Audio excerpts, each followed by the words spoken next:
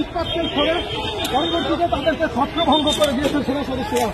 দেখতে পাচ্ছেন এই মুহূর্তে এনসিপির জুলাই পদযাত্রা চলছে, তারা রয়েছেন গোপালগঞ্জে এবং সেখানে এই মুহূর্তে সেখানে কিন্তু সম্পূর্ণ পরিস্থিতি বিরাজ করছে। দেখতে পাচ্ছেন সেনা সদস্যরা রয়েছেন এবং তারা টিয়ার শেল এবং ফাঁকা বুলেট দিয়ে কিন্তু সরিয়ে দিচ্ছেন।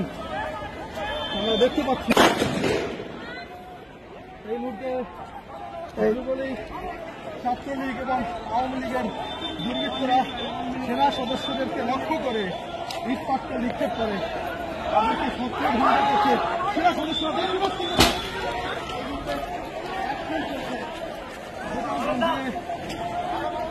সেনাবাহিনীর যে অ্যাকশন, সেই অ্যাকশন আমরা দেখতে পাচ্ছি। গোপালগঞ্জের যে